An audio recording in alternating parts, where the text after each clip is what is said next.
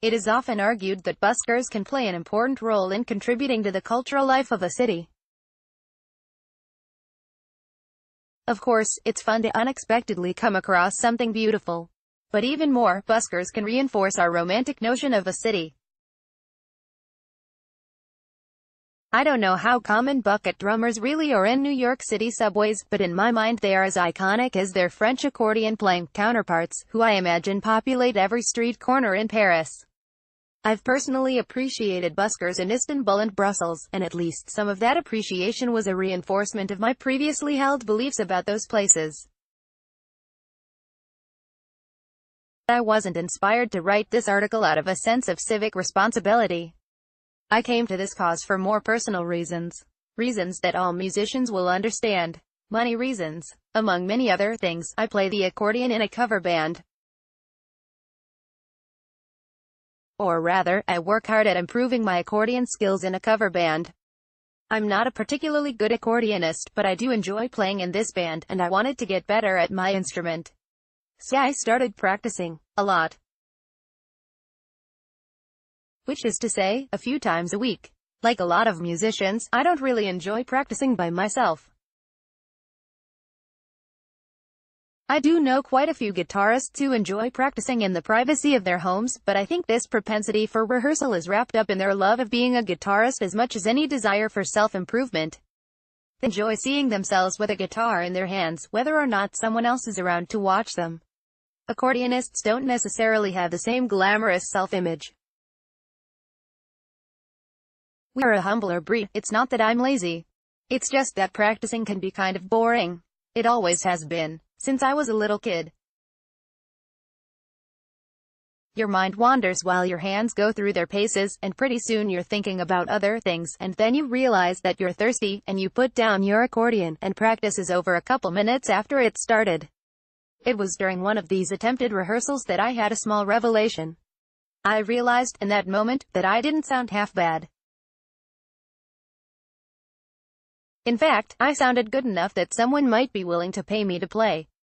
And then it struck me, I should get paid to rehearse. And that was the moment when I began to care about buskers.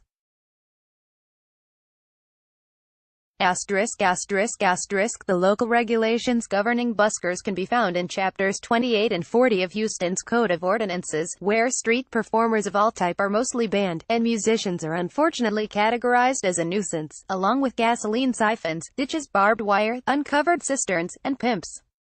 An exception is made, however, for the theater district, which is defined as being the area to the midpoint of and bounded by Preston Street on the north, Dallas Street on the south, Milam Street on the east, and Interstate Highway 45 on the west. Individual musicians, as well as bands, singers and, yes, mimes, with a permit can perform in this limited area only. No amplification is allowed. Bands were banned from busking everywhere in the city as far back as 1914, although no mention was made of individual musicians until more recently. There was little change to the wording of this particular ordinance during successive revisions to the code, and our current ordinance still uses much of the same language. The 1914 ban remained in effect at least through the 1960s, but by the early 1990s, revitalization efforts in downtown had begun, and the code was altered to allow for the limited presence of street performers in what was just then starting to be referred to as the Theater District. Obviously, the Theater District is an absurdly small portion of Houston, and leaves out parts of town that might be considered ideal for buskers, Main Street and Montrose, as well as those rare other streets that invite casual pedestrian traffic, like 19th Street in the Heights. What's more, this piece of the code may actually be unconstitutional. There's plenty of case law establishing busking as legally protected free speech, and additional case law prohibiting the restricting of busking from areas where other free speech is allowed. See Turley v. New York City. In other words, if you can legally have a march on Main Street, you ought to be able to busk there too. But for the time being I was prepared to accept these limitations. Section 40 to 264 of the code provides a list of points to be addressed in a permit application, and pointed me to the city fee schedule to figure out how much a permit would set me back. The city's website claims that the city fee schedule displays all permit, license, and registration fees established by authority of the City of Houston Code of Ordinances, but a permit fee for street performers is not listed there. I wrote to the email address on their website for more information. After a week with no response, I called and was told that I should visit the permitting center on the first floor of their offices at 1002 Washington Avenue. The staff there couldn't have been friendlier, but in the end they were not able to provide any more information. I was told that my request was not covered by their noise or non-food vendor permits, and it was suggested that I contact the theater district, which I did. I also sent a follow-up email to Houston's deputy director of the permitting center asking for further clarification. Catherine McNeil, the CEO of Houston's theater district, was, like everyone I spoke to for this article, extremely gracious. Houstonians are just nice people, aren't they? She was not aware of ordinances related to street performers, and understandably assumed that they were in fact banned everywhere in the city. Like others I spoke to, she subscribed to the notion that street performers can contribute to a city's cultural vibrancy, but was unable to provide any further information. But then, a day after my email to the deputy director of the permitting center, an application suddenly appeared in my inbox. My email had been forwarded to a senior project manager with Houston Public Works, Traffic Drainage Operations and Mobility Permits, who responded to me, succinctly, as if they got this request all the time. You can request your own application at mobilitypermits@houstontex.gov. The application covered a lot of the same ground that the city code did. But it also stated the fee, $10 for 30 days, or $50 for a year, and reiterated what is in my opinion the most odious portion of the code: any street performer must get written permission from the abutting property owners. This was the part that I'd been dreading the most. Would-be street performers are expected not just to stay within the bounds of the theater district, but to pick a single spot for the duration of their permit, and to get permission from the nearest business to be there. If you choose to work around the clock, you are allowed to choose 2 spots, a day shift and a night shift. Houston is a business town, and a certain amount of deference to business owners is understandable. If you look at a map of the theater district, you'll understand just how limiting this provision is. There are very few places in this area that provide the kind of foot traffic that buskers are looking for, people heading out for a night on the town. People in somewhat less of a hurry than we usually are in Houston. There's a movie theater, and the alley, and some other major arts venues. A handful of restaurants and a hotel.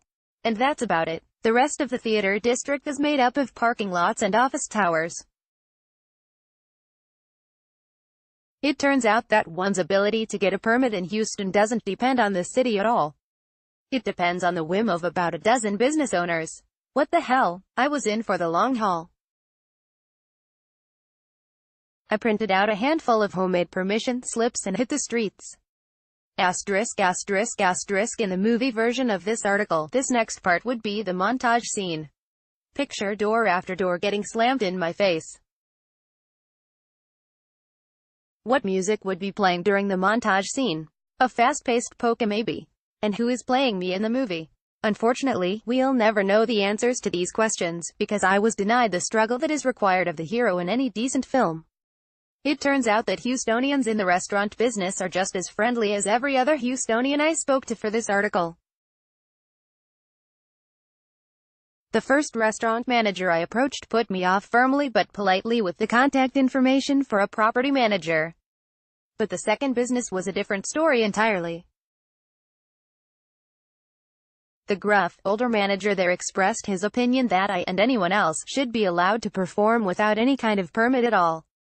2 minutes and a handshake later, I walked out the door with a signed letter of permission.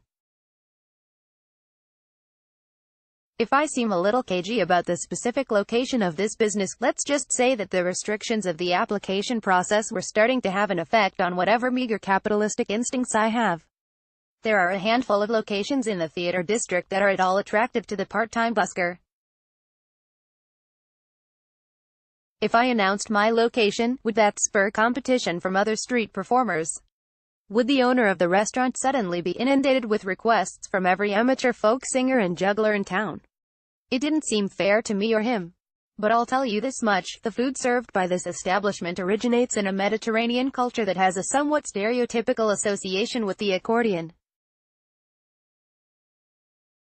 I only received an application after sending an email declaring that I was writing an article, and I introduced myself to business owners with the same information. It's hard to say if the information and permission I received would have been as forthcoming for someone else. I tried 2 other businesses, but no dice. They didn't say no outright, but they passed the buck until I decided it was best to go ahead and file my application. The mobility permitting section of the traffic management branch of Houston Public Works offices out of the 5th floor at 611 Walker, ironically, in the theater district. I considered asking for a permit to perform on their sidewalk, but thought better of it, and showed up with the required paperwork and a money order. They accept cashier's checks and money orders only, which seems like another small but unnecessary hurdle in the process. This is where I had been told to go, but their website makes no mention of street performer permits. The hallway on the 5th floor is so nondescript that the word nondescript might be a bit too showy for it. There is no reception area, just a few chairs lined up along the wall. I knocked on one of the doors and a woman answered. I explained myself while she looked over my paperwork. This all looks correct, she said, but I've never done one before. She disappeared behind the door to confer with a supervisor, and I sat down to wait. Every now and then, someone would come out of another door on their way to the elevator, and more than half of them gave me a look of concern and asked if I had been helped. I tell you, even in this dreary and carpeted nothingscape, Houstonians, nicest people I know. 10 minutes later, she was back. She handed me a photocopy of my application signed by her boss, gave me a receipt for my money order, and that was that. I was legally authorized to perform accordion music in one tiny outdoor area of Houston. It seems entirely possible that my permit might be one of the only active ones around. At the very least, I'm willing to wager that I'm currently Houston's only legally authorized street accordionist.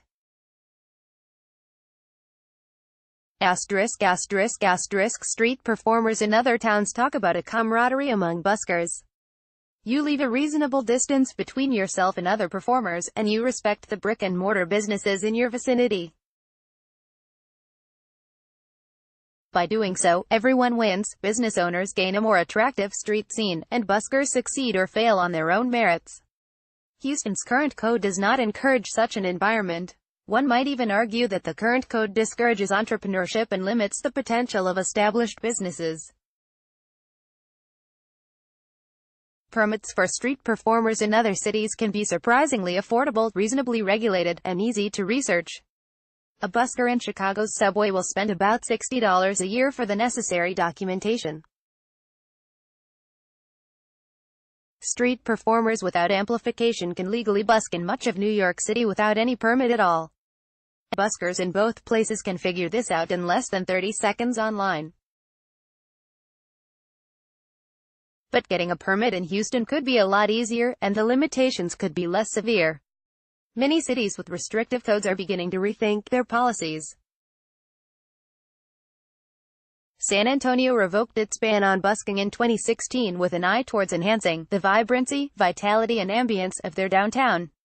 I trust that Houston's leaders can come up with an improved policy that satisfies the interests of business owners, buskers, residents and visitors to our city.